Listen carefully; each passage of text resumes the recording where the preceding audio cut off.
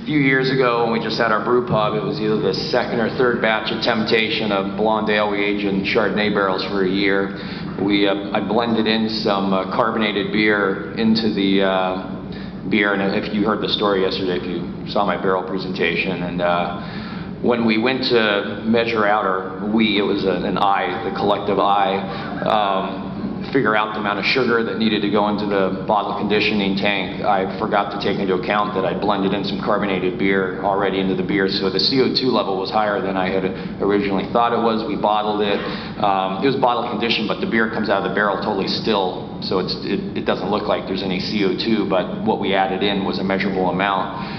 And we bottle conditioned it and opened the first bottle, and it was a gusher, and it was so carbonated. It was in the old sparkling wine bottles, so it did hold pressure. That wasn't the issue. But there's no way we could sell a $12 bottle of beer or whatever it was at the time that was overcarbonated like that. And this was in the time when Natalie and I were poor as crap. We were eating pizza, breakfast, lunch, and dinner at our pub. We were paying ourselves on and off. We certainly weren't taking a regular paycheck. And so we had 300 cases of this. And one of Patrick's brewers will remember this fondly, I'm sure. One of our old brewers works down at the brewery now.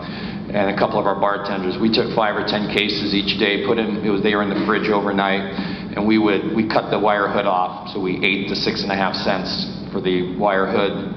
We would pull the cork out and let it foam up, and just when it was about to foam over, we'd push the cork back in, and we did this for every bottle. And then we put it back in the cold box and let the foam subside, and the next day we'd come back and do it again. We did it 4 times for every bottle, times 300 cases, and then we rewire hooded the bottle. It took months to get. Scott's looking at me like, you're crazy, but just buy them a new carpet.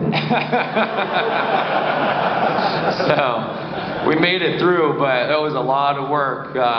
But the cool thing now is when I open a 750 milliliter bottle of beer and I only drink half of it, I can push the cork back in without any trouble at all. And it's funny because Jeff Jones, one of our bartenders, always says the same thing too. And James, our plant manager now, he was our sales guy then, he says the same thing. So if there's one thing we got out of it, a new skill. We have mighty hand strength. I got a few more questions.